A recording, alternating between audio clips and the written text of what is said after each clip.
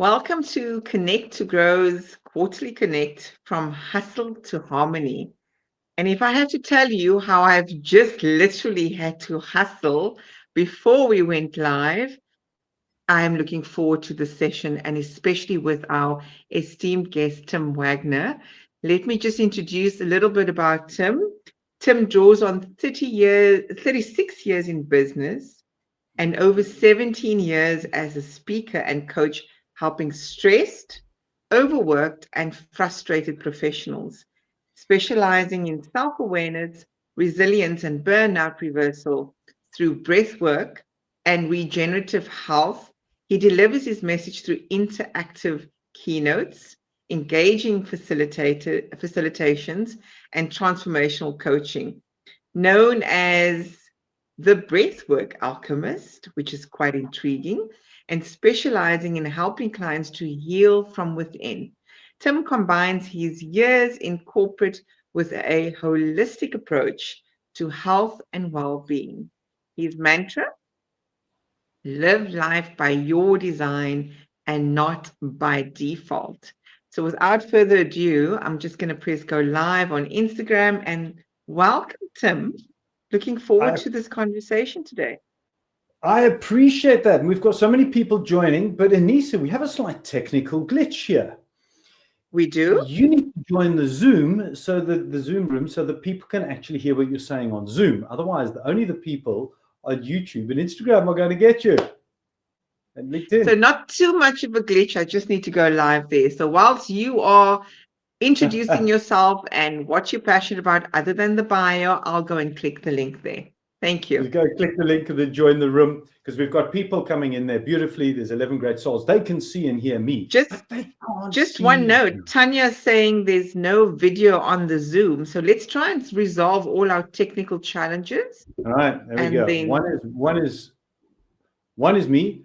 There's me. And then the other one is then Anissa coming on there as well. In the meantime, just for those watching, I will have my Zoom open, but I will not be visual on that side. I'll only be visual on the StreamYard link. All right. Well, let's get this all sorted out. Wonderful people. Lovely, lovely. Please put in the chats there on Zoom and wherever you're coming streaming. Where are you streaming in from?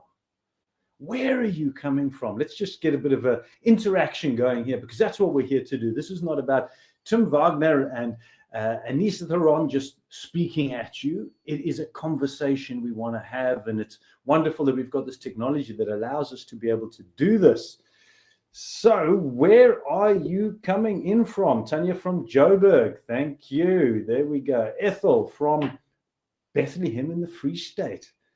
Beautiful. Keep putting in the chats there, and you can even do that on the other streaming platforms as well. Here we go. We've got some more people joining us. Just about to ask, can you let me in, please? Yes, you're in. There you are. There you are. I'm sure you can turn on your camera there as well, and then they'll be able to see you when you speak. Now, let's do that. All right, Bert from Cape Town, and we've got Ngobile. Apologies if I pronounce your name wrong. In from Durban. Let's jump straight in. More from Cape Town, Lauren. Man, I love Cape Town. You know, I'm streaming in from Langebaan, just 120 kilometers west of Cape Town. If you don't know Langebaan, absolutely blessed to be on a lagoon in nature. Got to love nature. That's where I do my breathing, which we're going to talk quite a bit about today as well. So now I think we've got the technical stuff sorted. Is that right? Anissa, we're going to just have to unmute you on Zoom. I've just sent you a link, a request. There we go. So at least people can hear you when you're on Zoom. So if you're speaking... Can you hear me clearly now? I just want to clarify that. From Gauteng, welcome. Can't turn my camera on. All right, if you can turn your camera on, I love the interaction. But if you can't, I understand that. Please, can everybody just confirm on Zoom? Give me a thumbs up when Anissa speaks. Anissa, please speak. Let me know if you can hear me. We can hear you clearly. We can hear you. We can hear Anissa. Yay! We got some thumbs up there. I love it. All right. Fantastic, fantastic. So, just so you know, part of the hustle for me was that we have a power outage in our area. So, I do pray that my power in my mobile and my laptop is going to last a full hour and a half. But should it not, you are in great hands with Tim. So I'm just leaving that up front, Tim, for you to be aware. All right. Both my laptop and phone run out of power. Well, then it's going to be the people who are on the Zoom link who are going to carry on getting the full benefit if you do end up by dropping off, because it'll only be the social media platforms that we'll lose connection with.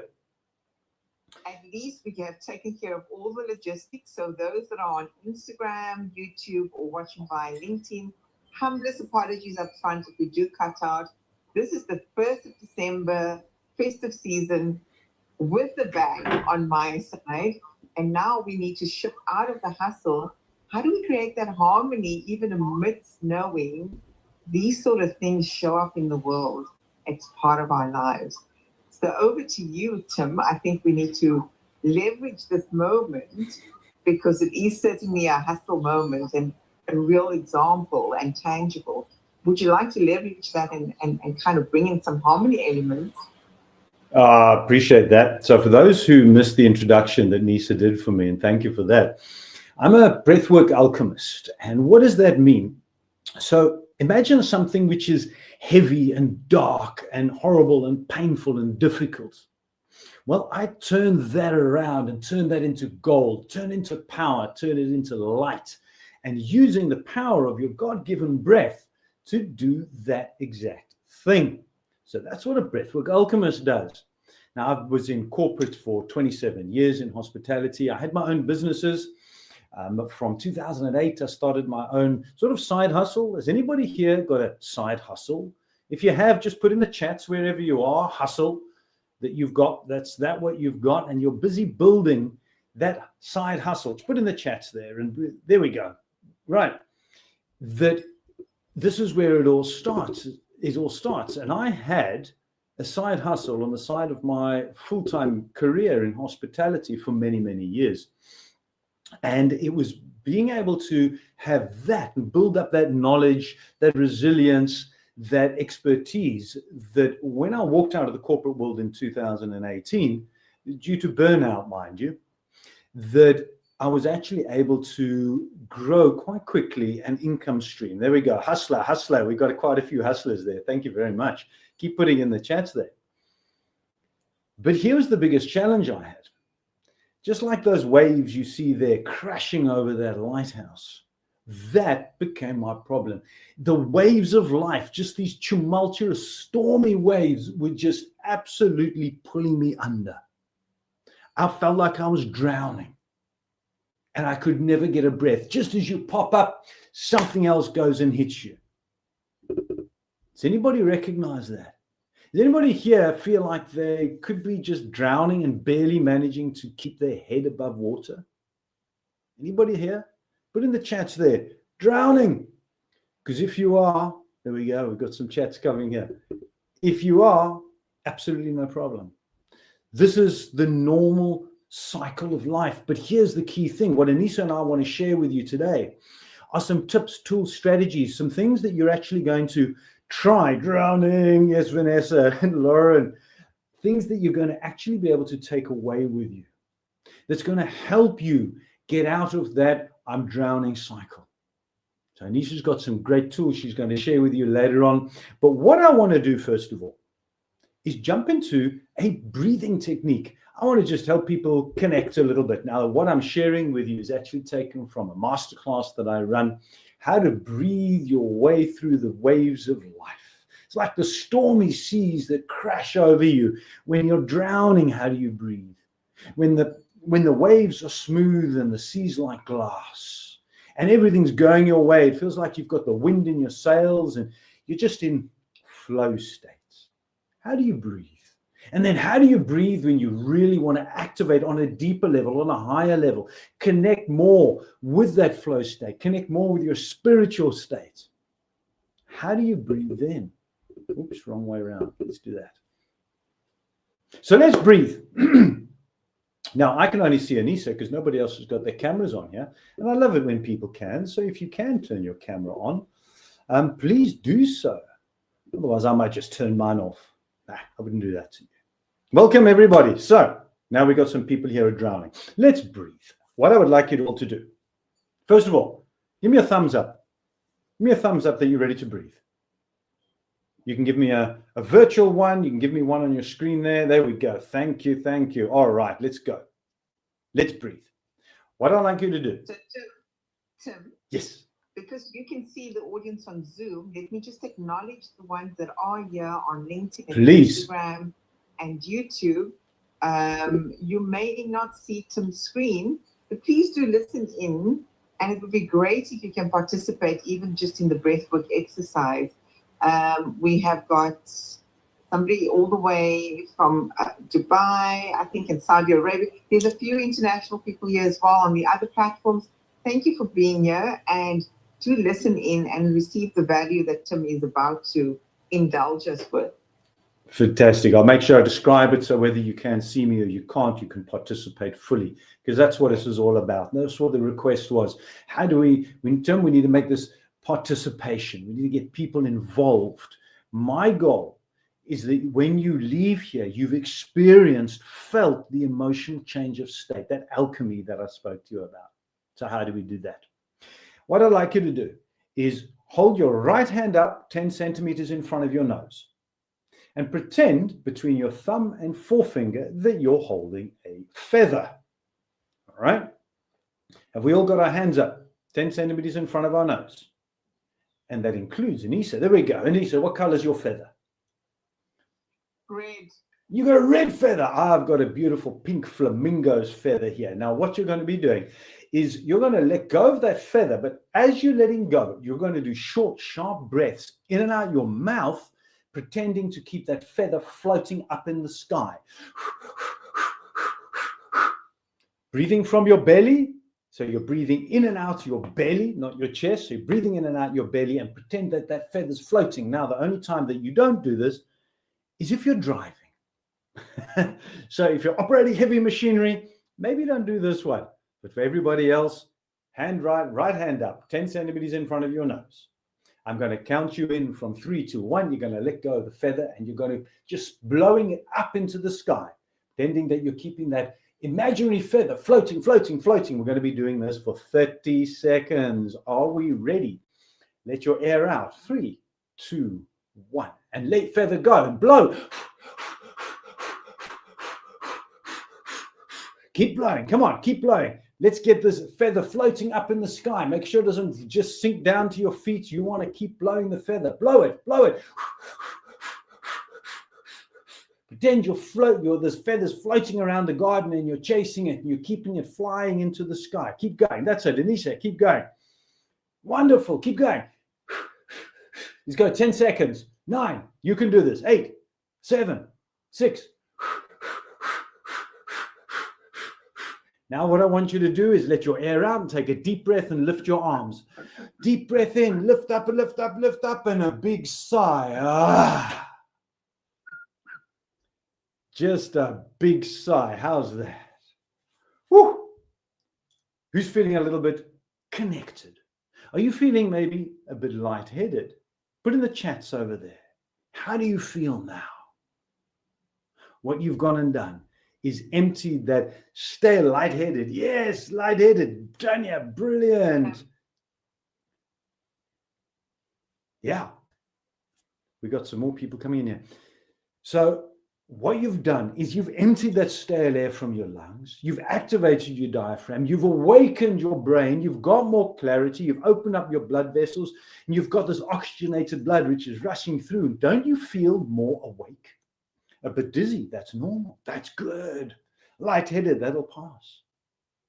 Now you're connected. Now you're ready to be attentive.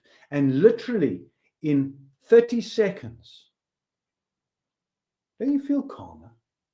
Have you perhaps forgotten about that issue, Anissa? The issue with connecting on Zoom and the fact that your area electricity's gone down.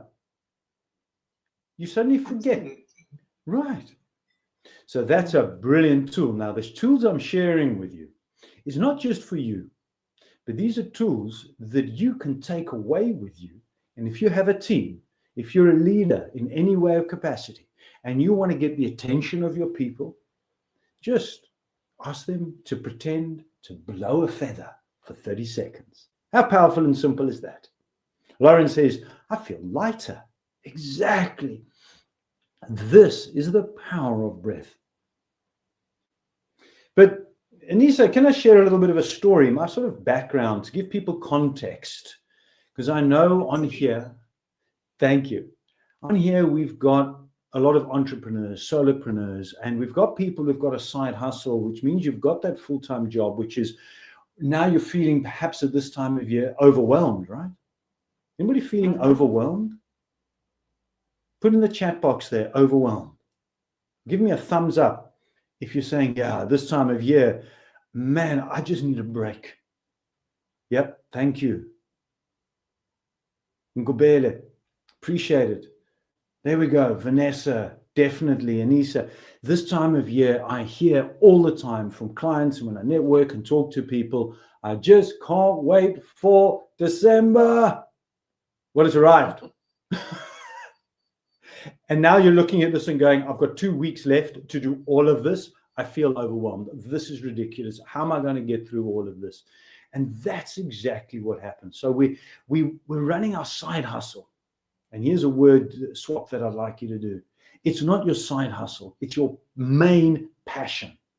Call that job that you want to leave to run your own dream and goal, the side hustle. Reframe, refocus. Your side hustle is your passion, is it not? It's the business, it's the idea that you've got. And we're here to help you today to maintain the momentum of this business, this passion, this dream that you have, while still taking a break. Because we need that break. Now, I know all about this because I got it wrong. Completely wrong. So I'm not only here to share with you what I've learned, I'm here to share with you what I did as well, which I wouldn't necessarily recommend. And what did it look like for me? Well, that was me. I'm not sure if you can see the date on the bottom there. That was the 17th of April, 2018. You see, what I know now, I didn't always used to know.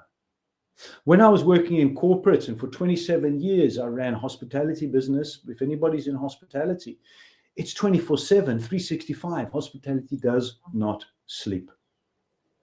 And I didn't used to sleep either. Friends and family used to say to me, but Tim, do you ever sleep? And I'd say, I'll sleep when I'm dead. It almost killed me.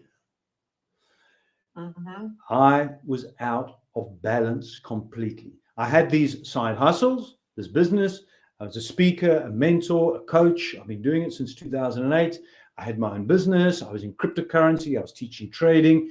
And I had a full-time job, which in hospitality was 15, 16 hours a day, and father and husband. How do you balance that? How do you balance all of this? I'm sure many can relate to this, Tim. I mean, many people can feel that they have multiple roles or multiple hats that they need to wear. And most certainly, that image, I mean, if you had to say what is the emotion that is attached to it, when you look at that image, seeing yourself, what are you seeing? And I can relate to your story of corporate as well, because I always call it the battle scars of corporate, simply because it is 12, 18-hour days, but then there's not just that role. There is being the father, being the sister, the wife, the daughter, and these multiple roles across these different contexts in our lives. I do want to find out the emotion that is attached to that image when you look at it now versus when you saw it back then. What happened was, I'll get to the emotion. I walked out. I didn't know what to do. I didn't have a mentor, a coach. I tried speaking to the business owner that I ran a multi-million rand business in Cape Town for 7.5 years, and that didn't go well.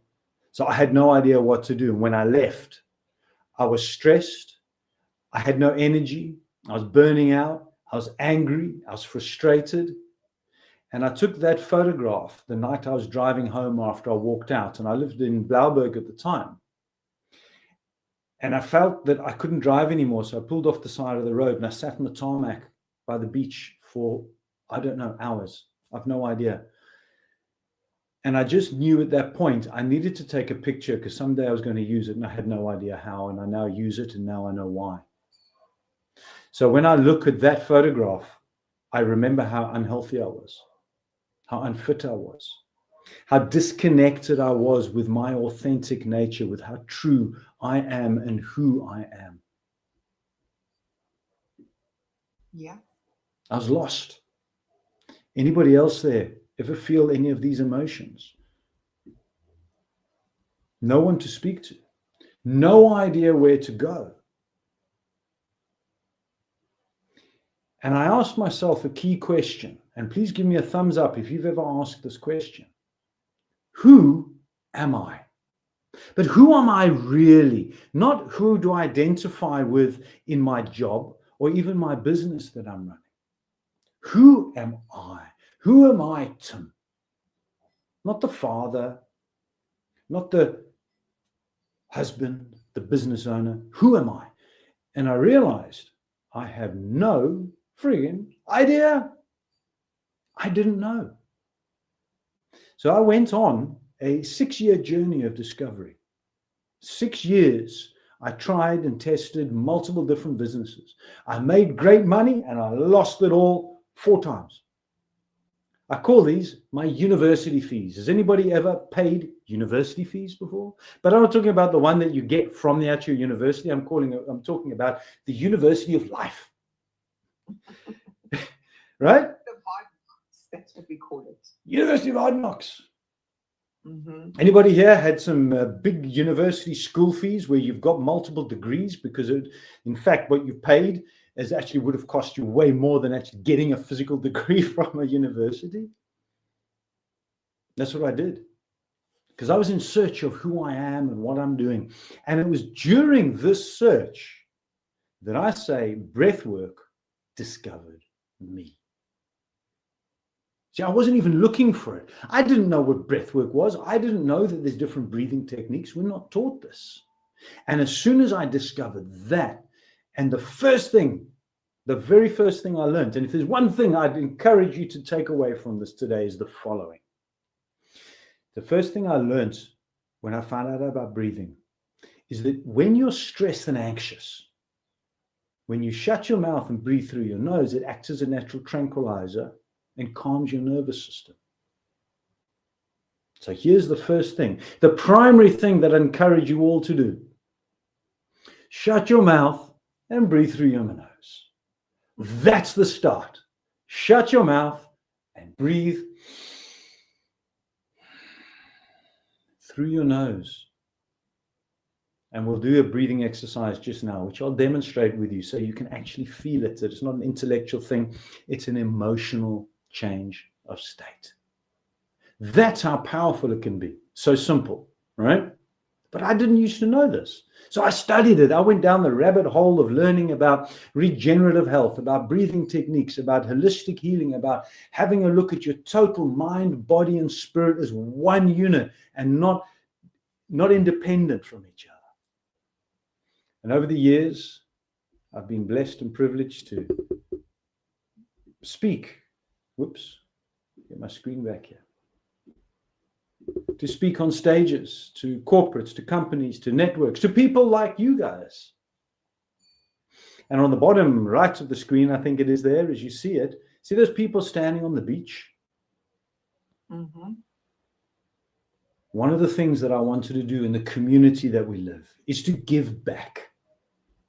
I think if everybody gave back a little bit more, how much more connected we would all be. And so about 2 months ago, in winter actually, not a good time to start this, I invited the local community to come and breathe with me on the beach. I know how powerful it is to me, and there's so many stressed people around the world. I wanted to just share openly. So this is a give to the local community, that we connect together. We arrive as strangers. We connect and release our stress and anxieties of the week on sunrise every Saturday morning on the lagoon. And it's beautiful.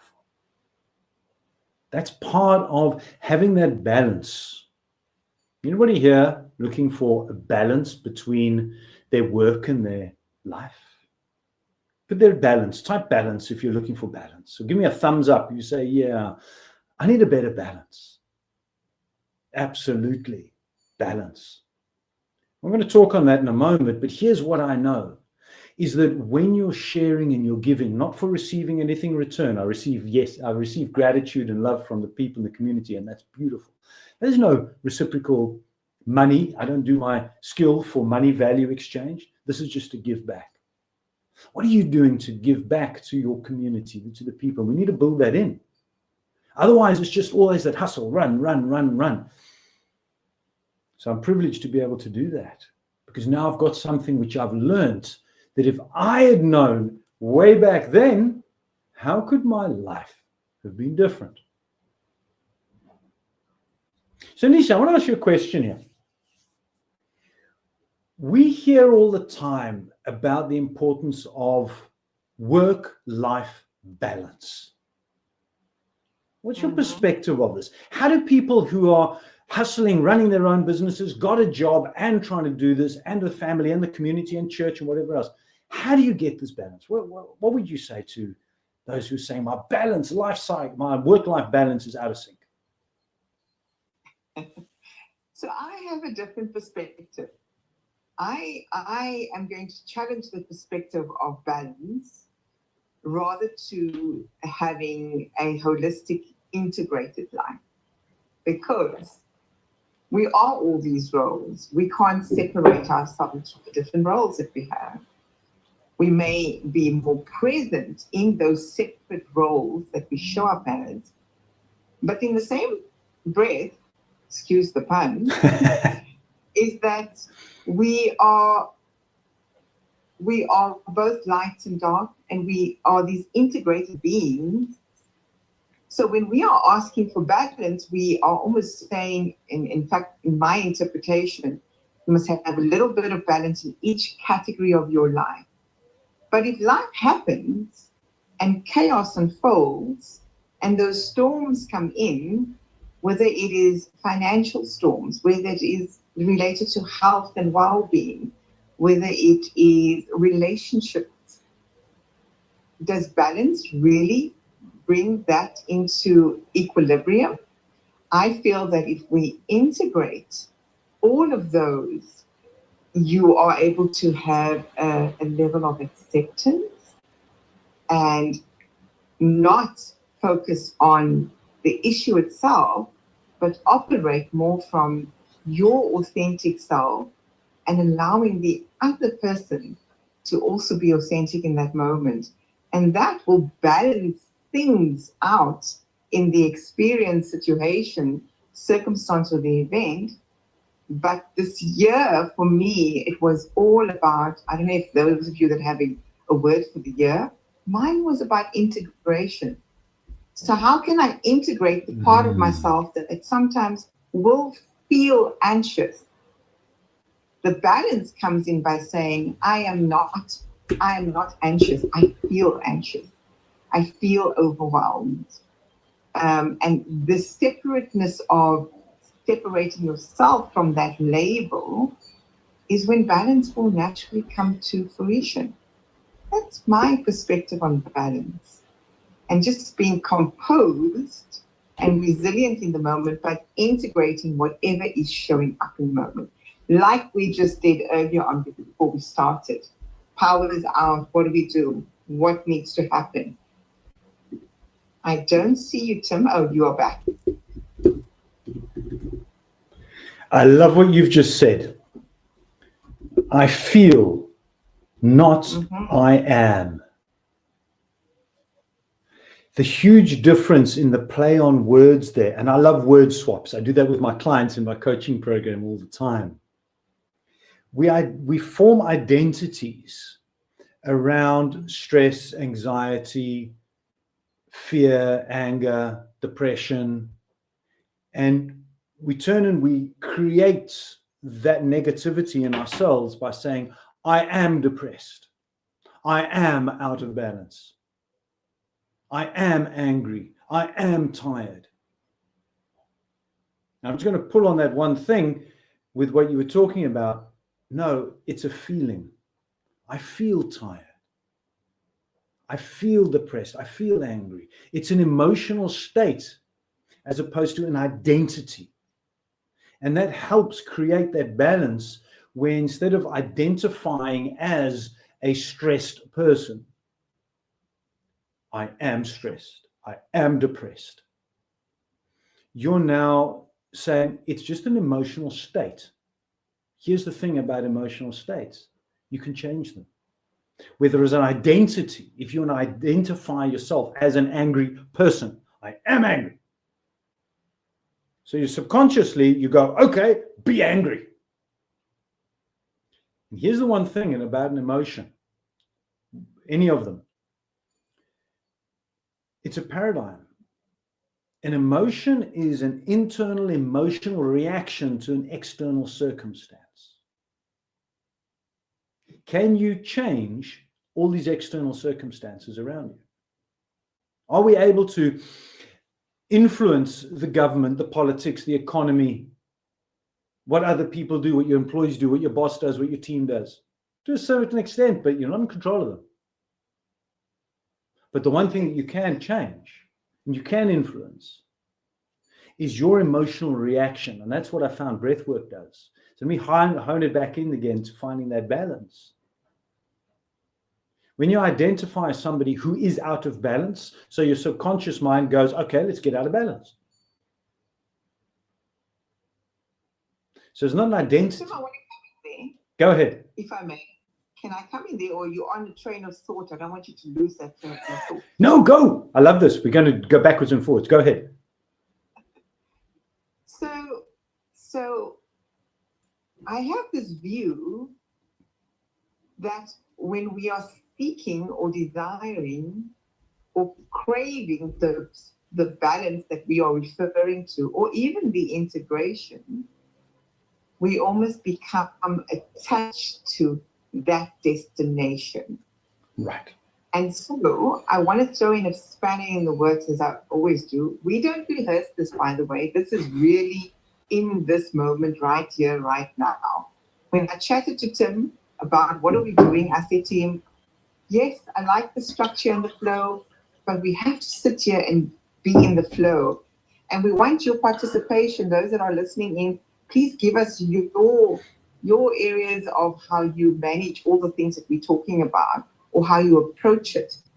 But to come back to my point, when we are seeking to reach a particular destination of balance or integration, we potentially also set ourselves up for failure, right? Ooh. Because we are trying to do and act in a certain manner to reach a certain point.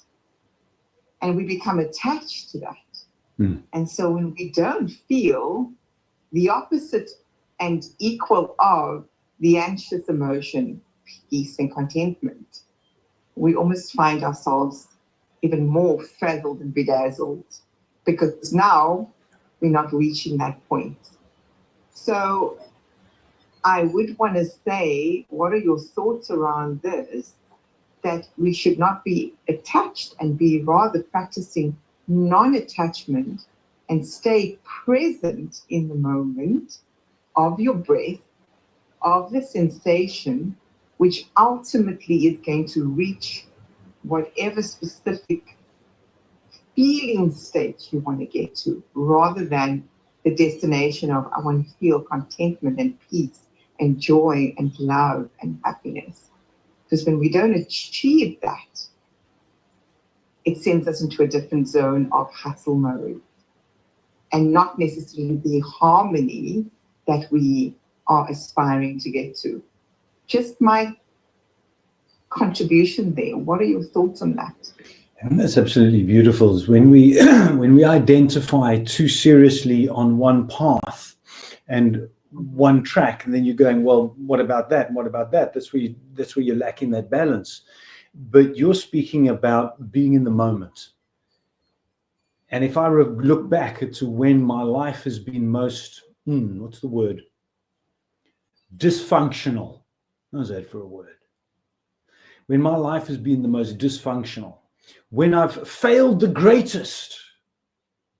And there's no such thing as failure, because with the failure, there's a lesson. And if you learn something, then that means it wasn't failure because you learned something.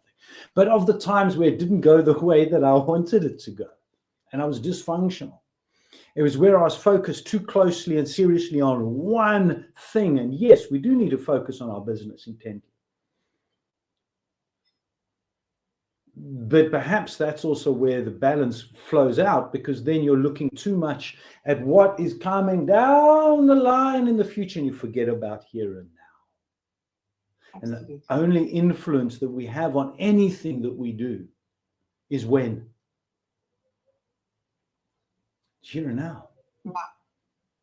It's in this moment. And I love how you brought the breathing back into it there, because that's a whole thing, is to say, but when I know I've got deadlines, I know I need to hustle in my job, my business, do whatever I can, because I've got targets and deadlines and things I've got to meet and achieve. How am I supposed to focus in the now? How am I supposed to break outside of this state of fear, doubt, worry, overwhelm, all those things, those emotions that we were talking about earlier on? And you've led me beautifully. Does that sort of, am I touching on what you were looking for, Anissa? Because you led me into. Yeah. What are the gifts and opportunities of now? Yeah. How do we extend grace to ourselves and live from a place of gratitude for this present moment? And what can we celebrate in this moment? We can celebrate the gift of being able to breathe in this moment. We can celebrate the gift of awareness. So that's really where I was bringing it. It's more the integration of everything that is happening in this moment, without attaching to the destination of where do I need to get to. Let's ask those that are watching. Let's engage them. What are your thoughts around this? And have you found yourself aspiring to reach a particular destination and you don't reach it and you're unhappy? How do you then bring yourself back to the present moment with unconditional positive regard that you've tried, and now you need to bring you back to feeling grounded and to harmony? Please do put in the chats. What do you do? How do you bring yourself back to the moment?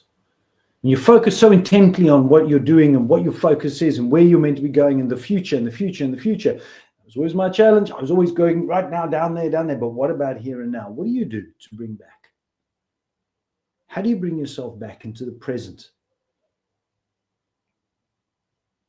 Anybody got any ideas? Put in the chats there. Have you got any comments coming on the social media side? Not yet. I'm checking. I'm between the 4 platforms today. So while you're jumping around, Anissa, and having a look, I'm going to speak about what happens to us. A little bit of theory. Is that okay? We throw in a bit of theory, because I want to throw in a bit of theory to stimulate the intellectual mind for clarity and understanding, and then we're going to turn it into emotion, because the emotion is what you're going to take away.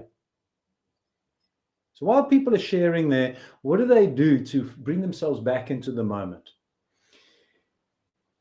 Perhaps you found yourself always trying to get to that next stage, but mentally you just got a block. You're not able to actually get there, and you're feeling the frustration rise.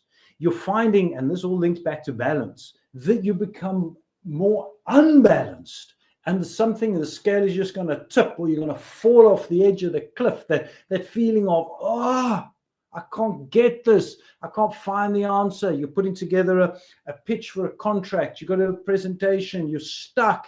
You're looking down the line, whatever it is. How can I get to December so I can have a break because I'm tired?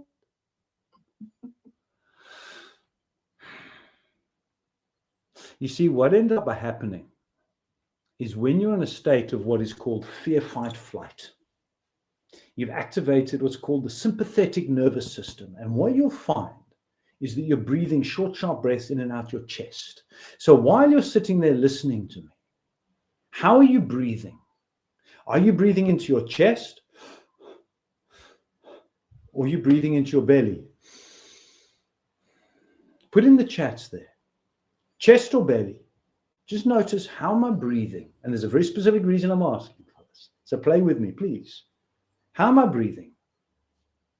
Anissa, how are you breathing? I think I breathe all wrong. Ooh, It's chest, Lauren, chest. There we go. Keep putting in the chats there. Belly, mile, chest. You see, here's what happens. When you're operating in a state of overwhelm, panic, fear, fight, flight, we're designed, our bodies are the most amazing designed machines, but we don't taught how to use it. You see, go back thousands of years, birth, chest. All right. Okay. Oh, okay. You're going to love what I'm going to share with you now. Thank you. Because we're getting most people here breathing in and out their chest. I didn't stress myself, even in problems. I just take it easy. Oh, there we go. What a beautiful thing. You're going to have to share with us what you do to just take it easy. Let it all go. Very few people are able to do that. So thank you. Go back thousands of years ago to the era of the caveman. When the caveman goes out hunting, imagine you're out there hunting and you're going out and you know that on your menu today, you want kudu ribs, right? So off you go. You're going shopping there in the plains of Africa. You've got your biodegradable shopping bag and you're going down. And as you go down there, the tree line or the shopping aisle, looking for that impala, you notice Simba, the Lion King, he's crouched behind the amarula tree down the bottom there.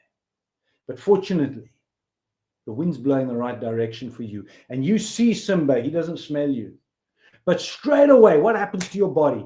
Instantly, it kicks into fear, fight, flight state.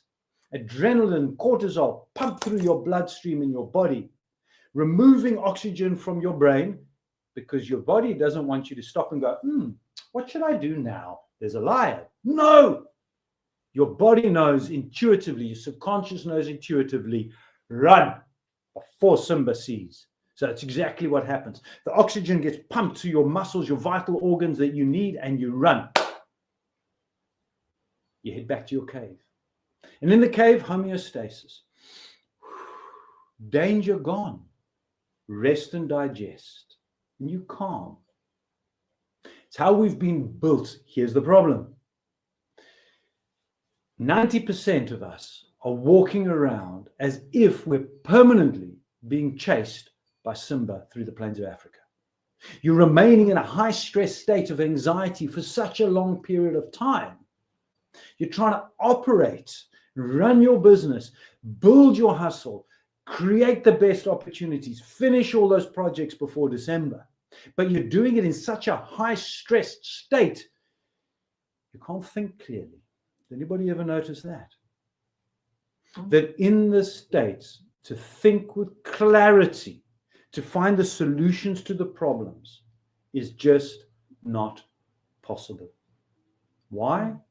Because you've been designed that way. So what you need to do is calm your nervous system, open up the mind so that you can find the solutions.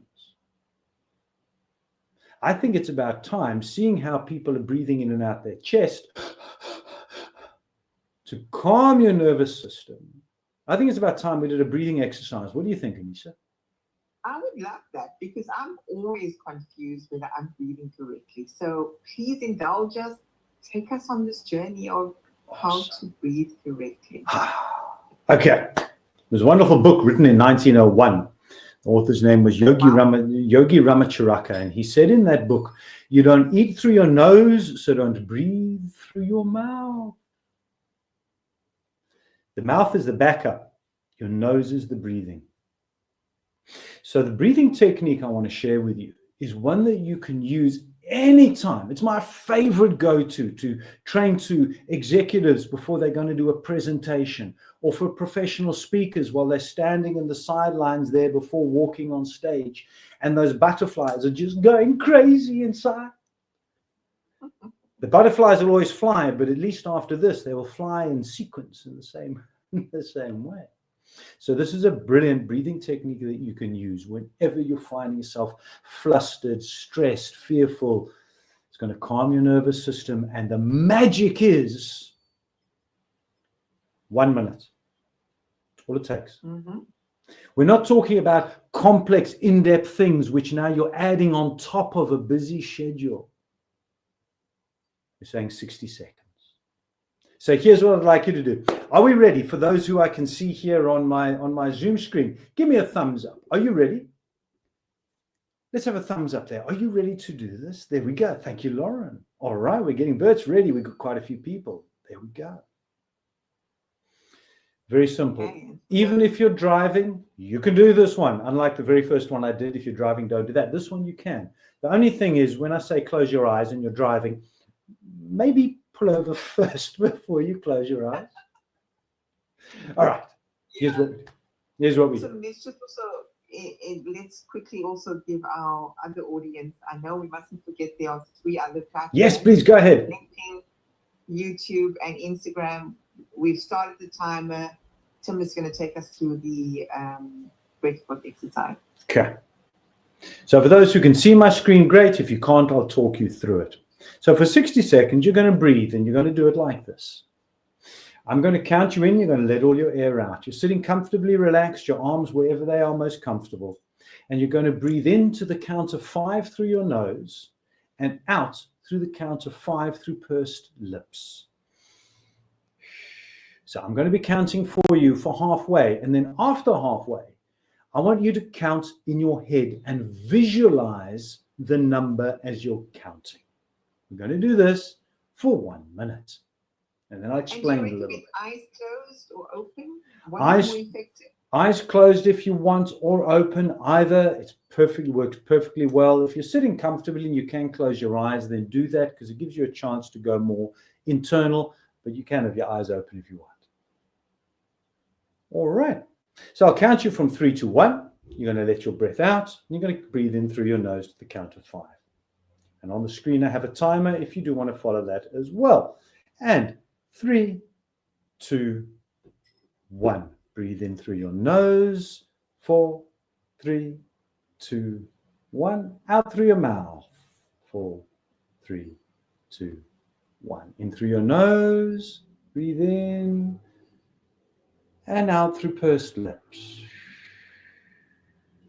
And in through your nose.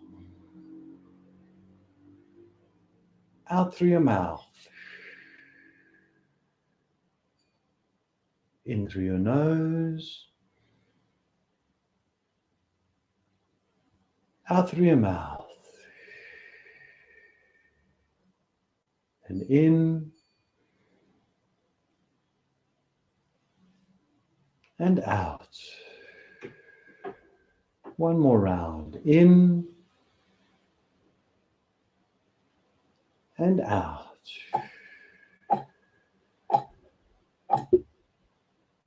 Now just sit there peacefully for a moment, feeling the calm in your head, the heart beating in your chest.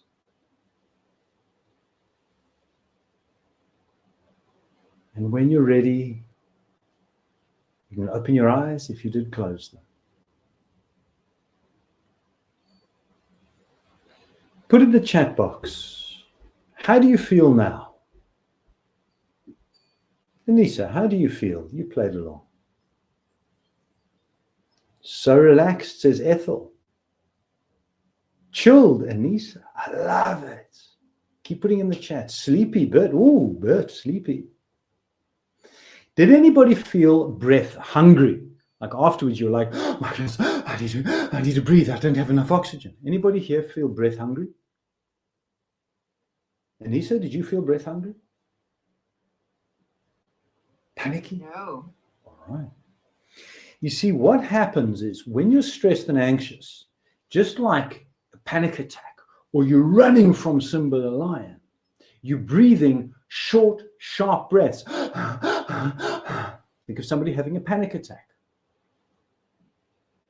Now, a little bit contra to what we're taught about breathing. When we're taught, breathe, you want more air, more oxygen, breathe in through your mouth. That's what we're taught, right?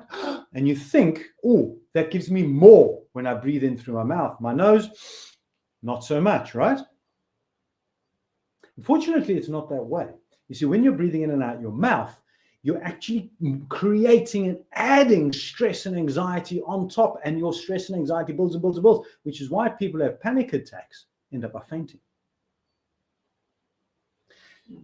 So when you're breathing slowly in through your nose, you're breathing into your belly, which is automatic. Remember what I said to you right at the beginning? Remember this, shut your mouth, breathe through your nose. It automatically activates that rest and digest, or what's called parasympathetic nervous system. Now, here's what happens in that. You're actually calming your mind and your heart, and you're resonating them. It's called the resonant breath. And later on, I'm going to be gifting everybody my book, which will explain this as well. So you don't have to remember everything. You'll get that in my free book I'm going to be sharing with you all. But the resonant breath calms your mind, wakens your nervous system, slows your breathing down from a high 16, 18, 20 breaths a minute down to 6. So Anissa, you asked, and it's a brilliant question, what is the ideal breath? The ideal breath is between 6 to 12 breaths a minute in and out your nose. That's the key thing here. Calm your nervous system, relaxes you. When you're relaxed, the oxygen goes back to your prefrontal cortex, your active thinking brain, and you'll be able to then find the solution to that problem which you've been struggling with. How simple is that? I'd like to come in there because you talked what I love to talk about, which is the brain. And we spoke about the prefrontal cortex, but I want you to imagine it in a different light or label, better known as your Einstein brain, right? When you're switching on to your Einstein brain versus your Frankenstein brain. So when you have regulated yourself, through your nose breathing, as Tim has just described, you are able to think more clear. You are using the executive brain functions, as he's just said. But I want to share something interesting.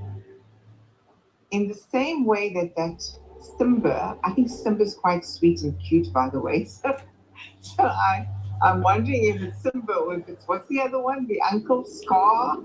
You think I must change the story to Scar is behind the rumor of the tree? Maybe we must say it's Scar because Scar was terrifying, right?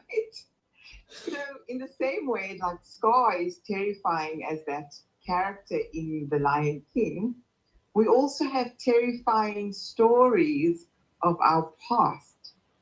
And what the other part, the Frankenstein part of the brain does is if you're in this overwhelm and hustle and depressive state or all those negative dis-ease emotions, what is actually happening is you are connecting past experiences, past stories, past narratives to what is happening in the present moment, because the brain is only doing what it's designed to do.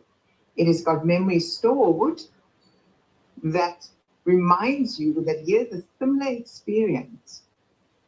And so it becomes quite subjective that experience is actually real.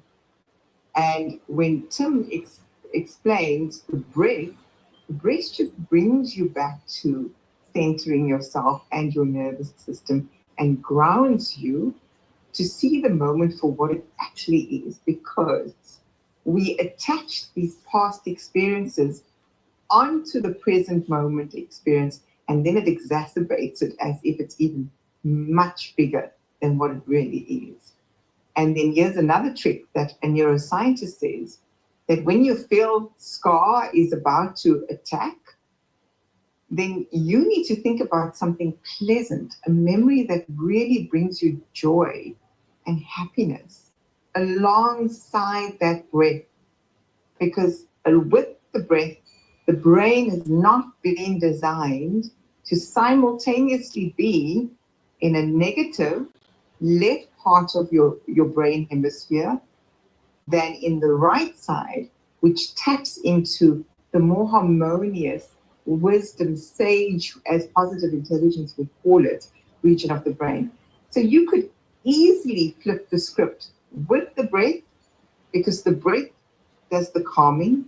The sensations in the body that comes up, you will be able to also calm the moment you think about something that really makes you feel content and tranquil and at peace and have acceptance for whatever that moment is presenting. So I wanted to just weave that in there because that is, again, the theoretical aspects, but to, for lack of a better word, bring it down to our layman's terms. Think about a positive thought that's reinforcing than thinking about that negative or terrifying scar that's out to get you. Beautiful. Over to you, Tim. Thank you for that. No, that's fantastic. And I love the science that becomes the, what are they calling it now? Neuroplasticity. Yeah. The fact that we can mold our minds. You have got influence over how you're thinking and the way that your mind actually works. So thanks for bringing that home with a lot more clarity. I know that's your expertise, far more than mine. But it's beautiful. Oh, good. It's complementary. Yeah, it's beautiful. It's a very complementary thing. Your work is just so powerful because we do forget to breathe. It's the most simplest thing, and that's the gift of life, right? 100%. So we close on 1:30 p.m. and we have 30 minutes remaining. So what do we have for our audience here today in our final 30 minutes? I want to just jump to, I've got Bert who's actually asked for a bit of clarity on what I've just said when he said, breathe in and out your nose. So thanks for that question. And let me elaborate a little bit more on the value and importance of this. Because we do breathe differently for different reasons. The calming breath, the ideal breath, is in and out your nose. And there's multiple different reasons. I'll cover one or two of them for you just now. But perhaps I'll also just share a few tips on how you can start to do this and integrate it into the habit. And then perhaps what we're going to do, Anissa, is jump over a little bit more on what we can do as entrepreneurs, solopreneurs, to wind down in December, to have that break, to find this elusive balance while not losing focus on our business. So perhaps we'll jump on there a little bit as well, because we've had an interesting discussion, you and I, about this. And I've learned the hard lessons. I'll share with them too. But let me just quickly jump over here onto to answer that question for you, Bert. So if you're breathing in and out your mouth, that you can use to activate and awaken. Yeah. So let's say, for example, you've got a big project that you need to do, and you just can't, you're just not able to do it. You think, I need a double espresso, but the problem with espresso, it gives you the high and then the crash afterwards. I need that bar of chocolate. That's me. Sugaraholic. Is that a word? You know what I mean?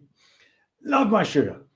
But it gives you that high and then gives you the crash afterwards. Now, there's breathing techniques that you can then use in that case, which is all in and out your mouth for a very limited period of time. This is an activator, which then awakens yourself. But when you're breathing in that way, you're not activating your chest, you're breathing into your belly. So make sure that if you are using an activating breathing technique, and due to time, there's some other things we'll talk about. It's in my book. You can go through that there. Is that you're breathing in your belly like we did with the feather right at the beginning. It wakens you up. It gets that clarity. You get a bit of a buzz going in your head, and you're seeing the stars perhaps as well. So that's in and out your mouth. But the best, healthiest breath is in and out your nose. It calms your nervous system. Breathing in through your nose sends the oxygen to the bottom part of your lungs, which gives you a 7 times greater intake of oxygen than if you're breathing in your mouth. After all, do you want more air or more oxygen? It's the oxygen that we seek. So breathing in your nose gives you more oxygen. Breathing out your nose keeps you calm. It keeps you effective. It keeps you active. Okay? But if you're doing a specific exercise like the resonant breath, that's down-regulating and calming. But if you're just sitting working, if you're watching TV, if you're walking, doing basic exercise, in and out your nose. All right? Bert, does that give you a little bit more clarity? If you want anything else, if you want to cover it, please just put in the chats. And likewise for anybody else, anything that Anissa or I have spoken about and mentioned, which you'd say, oh, but hang on, dig into that a little bit more for me. That was interesting. I didn't quite get it. Please do put in the chats, either where Anissa's keeping control on the social platforms, or I can see you on Zoom. Anything else that's coming up? Is that raised hand just for you that you put up there, or is somebody raised a hand? Not that I've seen. Sometimes my Zoom picks up a raised hand. If I do that, it'll go, put your hand up. Okay. But there isn't. But yeah, we'll do the chats. If anybody has got a question, I'll keep an eye on it. So thanks for that. It's beautiful. Yeah, if anybody feels called that they would like to come off mute and off camera, let's invite them and make it as interactive. Anybody. Love it. Bert gives a thumbs up. In that fight-flight mode now when we ask that question. Breathe in through your nose and catch that calm. Yeah. Okay. So when we were connecting, Anissa, the one question that came up was, how do we take that time off over December so that we can rest ourselves to be able to focus? And I'm going to share my story if I can. I'll hand over to you because you've got some beautiful tools and tips. Is finding that balance between having that break, because we all need a rest. If you don't and you keep pushing through, you'll be like me and you'll lose all of this and and you'll end up by burning out.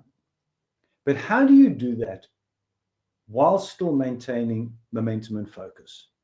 So last year, I decided for 10 days between the Christmas and New Year period, I was going to go social media out, black out from that. I wasn't going to go on my laptop. I wasn't going to create. I wasn't going to do any work. I was going to do family, fun, exercise, beach, chill, Netflix, and not worry. I felt I needed it. 2024 was crazy. 2025 was even crazier. Anybody else agrees with me there? But here's what I found. In January, when I tried to kickstart again, not only did it take me a couple of weeks to actually really get going, but the momentum I'd been creating in October, November, and up until the end of December completely slowed down. It was like that wheel had just stopped. So where do you find that balance? How do you take that break without taking your foot off the gas? And that's been a big question that I've been asking myself this year. So how do I maintain momentum in my business while having a break, while my family also has me in entirety, not just a little bit of me because my brain's still thinking about the presentation or the talk or my clients? What is that tool? And if you've got here something that you've used and that you would say, this is what I do to make sure that I get that, please Let us know. Share it. That's what this is all about. It's the collective wisdom that influences and helps all of us, because I don't have all the answers. Last year, I learned a big lesson that actually ended up by costing me a few clients. Not what I want to have again, what I want to do again. So what have we got here for the audience, for everybody here on this beautiful academy, that they can use to get that break, to get that analysis of 2025, get the focus of 2026, so that we're actually ready and running? Because I've got some things that I'd like to share as well, but that we actually have ready for us in January, so that we're already moving. Yeah. So Tim, from my side, I mean, I almost think about the ship setting sail, right? And we going to these different ports and reaching different destinations. And as you say, your December destination might be, we just want to unwind, relax, have fun, be free, and not as focused nearly as we were in the previous months. But how do we then bring us back to that clarity and focus and intentionality and zest for taking on, especially when this new year started? And what often happens is people have these audacious New Year's goals, and I have banished the word goals. For those that are on here that knows Anissa, she doesn't believe in goals. She believes, what is the purpose and the intention that you set for yourself? And bringing it back to the ship and cruising analogy, you need a compass, right? On this journey, on this voyage, on this quest of each of these months that you're going to embark on, whatever those intention and purposes are that you've set for yourself. And what I discovered along my own journey is this compass becomes almost like a blueprint as well. But this the compass is not necessarily saying you're going to reach comfortable zones and be in a comfort zone all the time, and that you need to be okay with it, because when you're taking this voyage, there are going to be storms, and then there are going to be times where you reach the most serene, tranquil destination. So where am I going with it?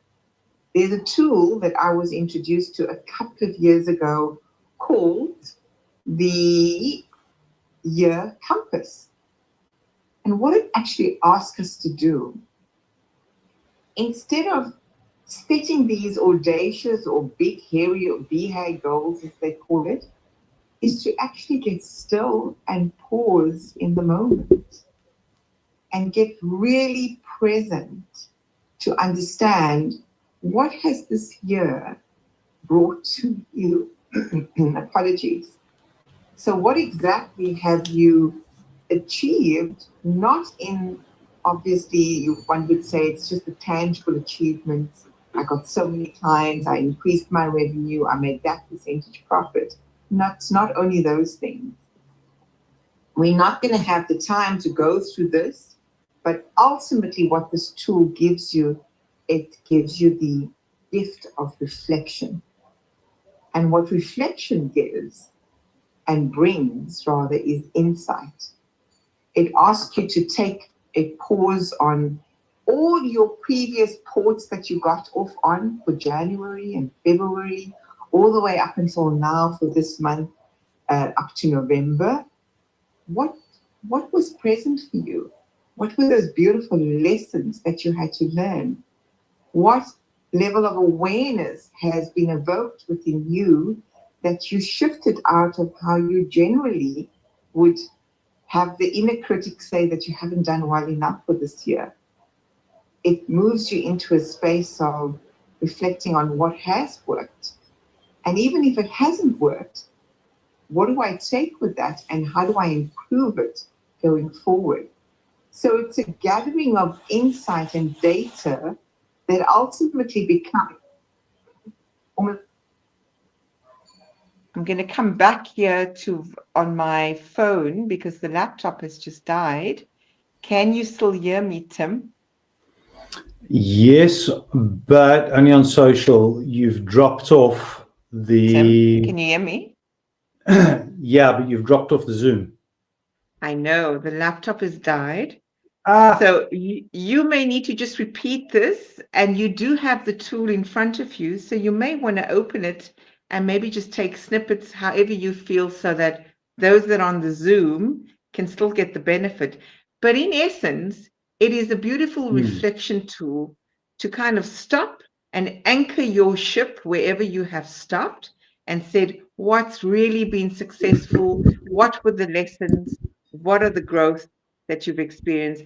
Only then do you move into saying, well, now that I know what's worked, what's been in my favor, what were the advantages, disadvantages of some of the thought patterns, emotional states that I've been in, what habits have served me, what's been a disservice to me in those habits or behaviors, and maybe even the belief systems that I've carried with me this year.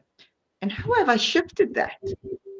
Once I have that data of understanding where I have been, it allows me to now set the compass for my next destination of where do I want to get to for this month in December, as well as what do I want to achieve in my next destination come January, February, and March. So I'm going to leave it to you to take over there so that those that are on Zoom can actually feel through what I've just said based on you reflecting it back to me, and so that they can hear back in again. I've tried to put my microphone next to my laptop. I don't know. Can you guys on Zoom hear Anissa? Just give me a thumbs up if you can, or put a chat.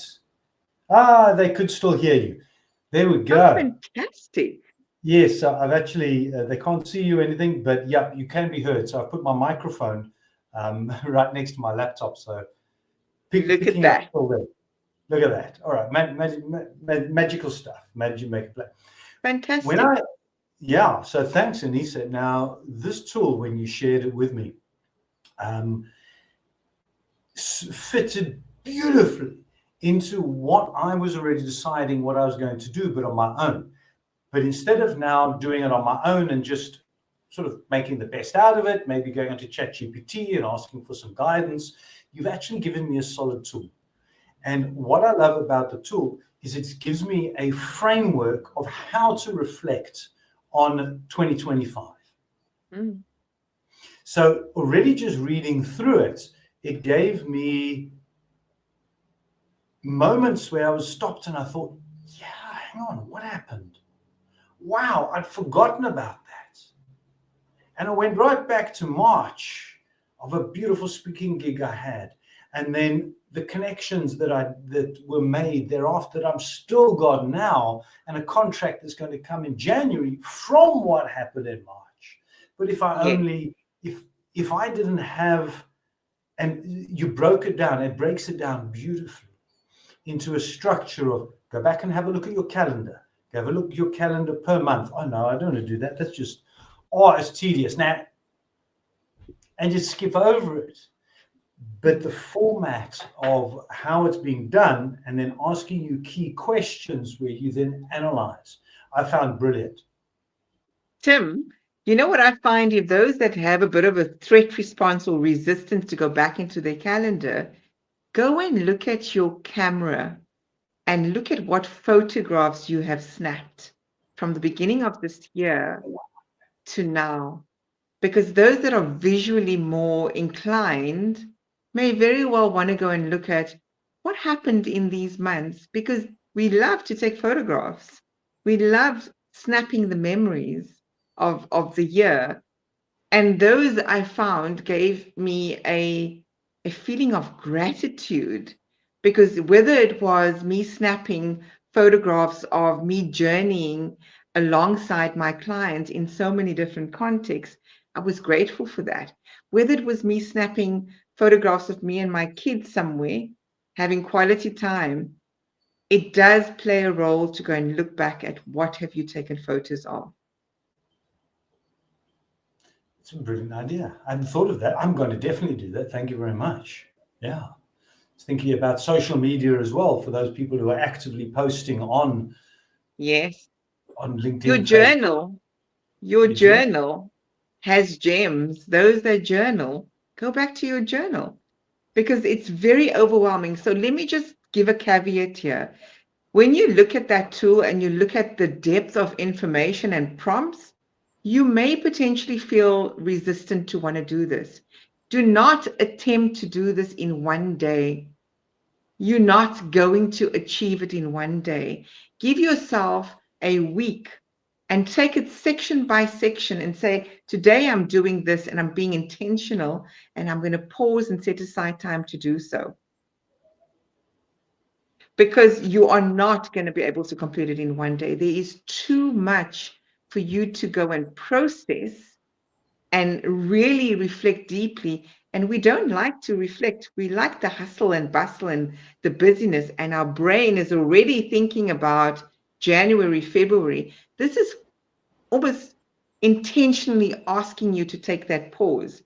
So in your break over this period of time, in the 2 weeks of December, after you've finished off all your deadlines, set the intention that you're going to take the last 2 weeks of December and use the 1 week for reflection and the 1 week setting the tone for what 2026 will have in store for you, that you are setting the purpose and intentions for. Over to you, Tim. Any other ideas?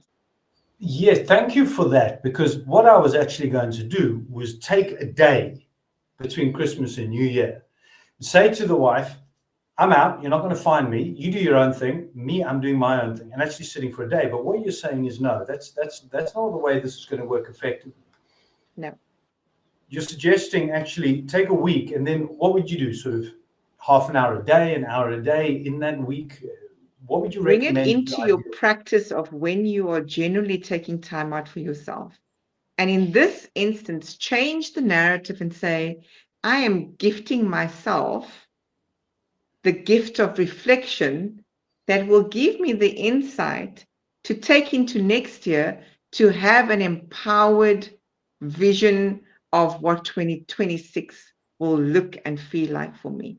So see it as you gifting yourself little bursts of time on a daily basis for that 2 weeks. Beautiful stuff. Would you then also say, because you're doing it over a period of time, the way that our brains work, I'm going to hand this over to you to explain it, that once you start it, you're going to then begin to remember things that happen. What about that? What about this? And from that spurs other unique ideas and things which you can put into the second part of the book, which is now about 2026. Absolutely. And here's another technique. Even if you've invested that hour that you're going to take daily, and that thought comes to mind because your brain has been able to process that you were in that reflective space, but couldn't in that moment think about something that was positive or inspirational or purposeful that you've achieved. You can, when you do have that burst of inspiration and you remember it, whether you are a person that likes to write it down in a book somewhere, or I tell my clients, voice note it to yourself and go back and listen to it afterwards. It is some powerful stuff. And the other thing I just want to say, it's going to bring in quite a bit of emotions. And so be gentle with yourself as you go into reflections, and this exercise is not to shame you or take you on a guilt trip of the goals that you haven't achieved. This is really asking you to say, what were the lessons and insights that I'm going to take along with me into 2026? Fantastic. Thanks for the reminder about sending yourself a voice note. How often have any of you here been out and about, you come up with that idea, that thought, I must remember this, that person to think about, or there's something, and you go, I'll remember that, because now you were driving or you were out, and you get back home and you go, now what was it that I thought of? What was that idea? Man, it was so good. So the idea to send a voice note to yourself, I've got a colleague who sends himself emails. Brilliant, whichever works for you. But in that moment where you have that thought, because typically it'll be in a different environment, it's the way that our brain works. And you maybe be out walking or with friends or something, and somebody will say something, you hear something on the radio or whatever, that'll trigger that. Make a note of it then and there. Make a note of it. Lauren, thank you for your comment. I'm going to come to you just now. I want to go just to a train of thought here very quickly with Anissa.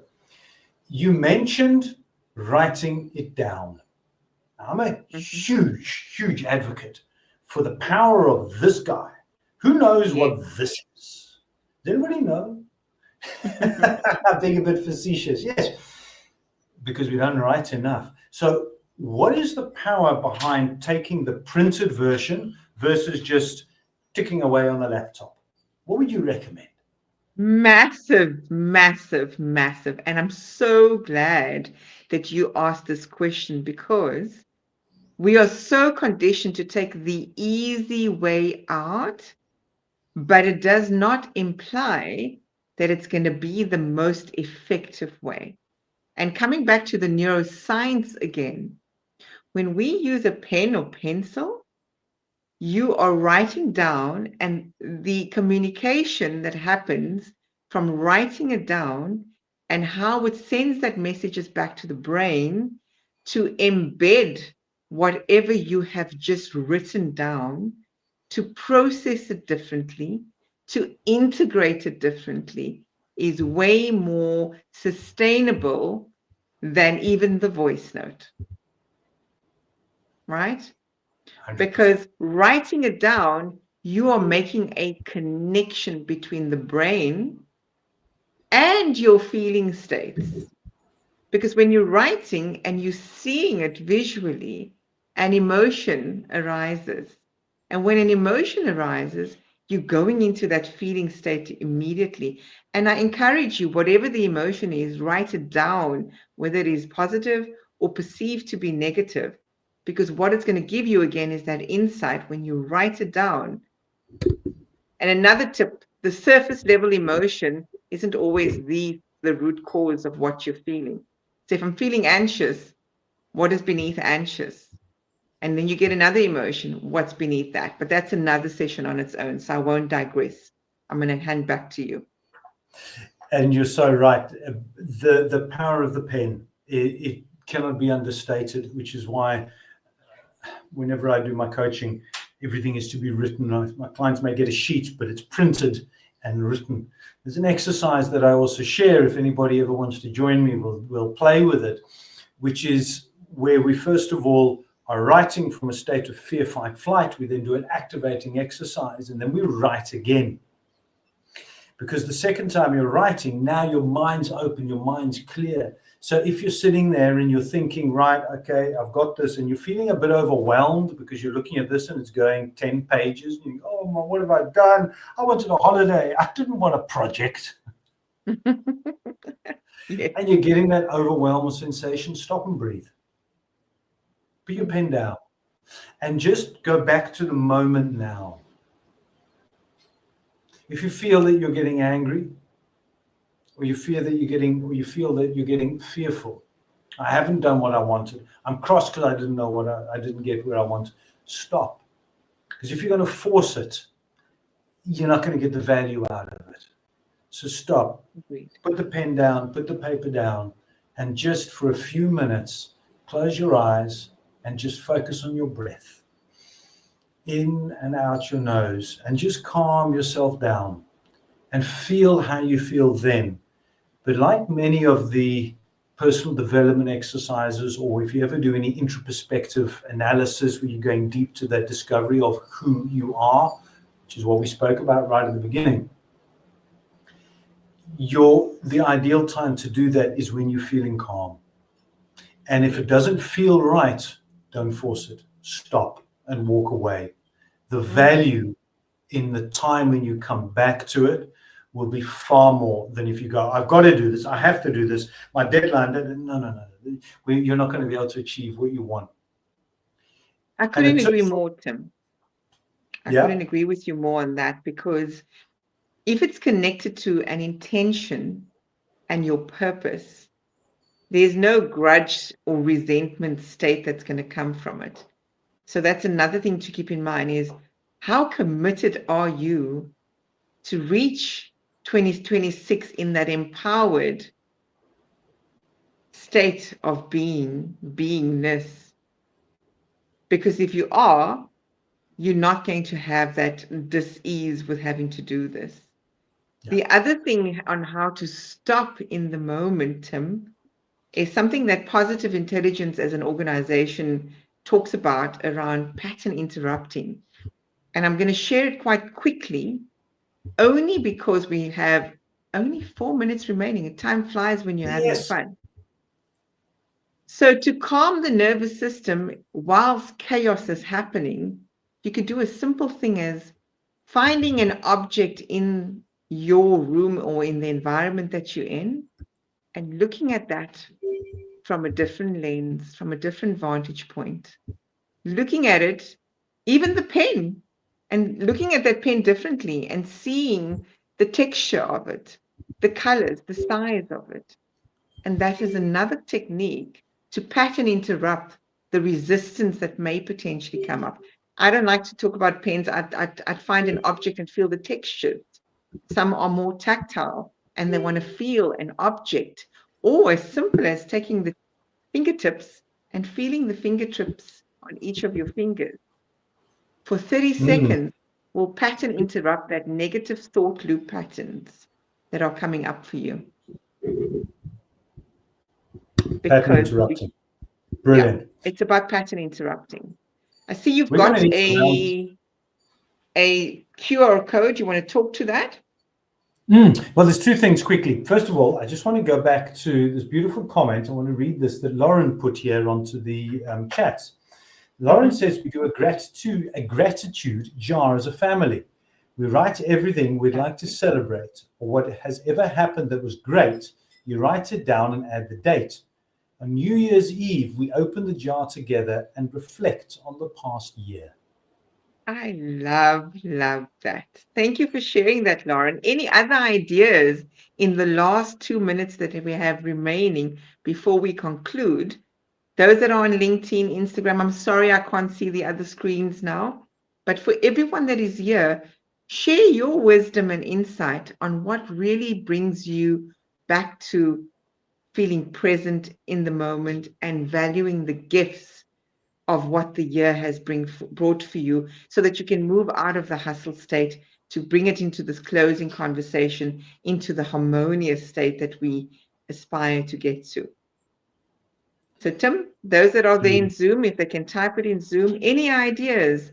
Yeah. Those that are on do. LinkedIn, YouTube, or Instagram, type it in. Those that are going to watch the replay are going to sincerely appreciate it. So every year for many, many years, the wife and I have done a reflection over what we want to do, where we want to go, what we want to have. And it's always led us to very unique and beautiful experiences through the years. So with your book and with your information there, I'm going to become a lot more intentional. So thank you for sharing that. It's brilliant. Now on the screen, if you're on Zoom, you've got a QR code or the chats. There's a link you can do. And for everybody else, you reach out to us or reach out to Lauren if you haven't got it, or myself, and I'll gladly share this. That's my free book, From Burnout to All Out in 60 Seconds, which is sharing just more about breathing, those breathing techniques I've shared with you, and multiple more different ones that you can do, and also a link if you want to connect with me. More than happy to jump on a free, no salesy, complimentary chat to see if I can help you if you're struggling with something specific along the signs of burnout and breathing. As you heard, that was my story. So I'm more than glad to share that with you and to connect. So it's been with huge gratitude. Let's end on that. Huge gratitude that I've been sharing with you. So Lauren, sorry, Hanisa, thinking about Lauren again and her idea. Nisa, thank you very much for sharing the virtual screen and inviting me to come and share with you. It's been an honor and a privilege. I've loved this conversation. It's a powerful one and a beautiful one to really set the tone for December. We've got a 12th of the year left. It's not over yet. So on that note, I do want to also express my, monumental gratitude for all of the Level Up community and all of our community that has joined us, whether it's on the Zoom or across the socials. My closing points to you would be, just lead with empathy and grace for yourself. When we're in a space of gratitude, we are open to receive whatever abundance and prosperity lies ahead for us. And we can be in that moment of saying, I'm grateful for everything, the good, the bad, the down, outright ugly. But remain curious of what's unfolded for yourself, because when we can be these fascinated anthropologists of our lives, we're gathering information and insight, and that equips us to lead the year more in an inspired, innovative way, and generative, with being open to explore possibilities and navigate it, knowing that it is okay to not be okay, and just breathe in that moment and allow yourself to celebrate even the little milestones that you could take that 30 seconds or 1 minute to breathe or pattern interrupt in whatever may have showed up for you. And honor yourselves in every moment, in every way, because you are all heroes of your own stories, and I salute you. I'm grateful that you've been with us on this journey over the last year. And on that note, I'm going to say goodbye, but Tim, do stay on the live with me on StreamYard. I'll end it, but please stay with me and we'll do a short debrief afterwards. Any Perfect. last words from those that are in Zoom that they want to add in? What is your closeout word, checkout word on how you're feeling, Beautiful. or how you felt the session was for you? Love it. A lot of people saying thank you. Bert, appreciate it. Tanya, thank you both. Ethel saying thanks. Tim and Nisa and Jeff. And oh dear, I'm going to apologies. Yes. Yeah, sorry for my pronunciation, but thank you, team. Thank you, Tim and Nisa. Thank you. Awesome. Say again. I'm going to find somebody. Oh, I must practice. I need more practice. But thank you for joining. Thanks for saying. Enjoyed the breathing. And good remember, idea. We're going to send. Yeah, we're also going to be sending you the year compass. Tanya will send it through to everyone in the community. I will post it on the socials for those that have dialed in via StreamYard. Okay. Thank you all. And I've had 6 people, because it comes up on my laptop here, 6 people have already downloaded my book. Yay! How exciting. Fantastic. Thank you. It's a great pleasure. Unmute.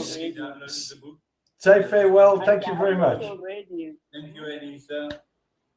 Pleasure.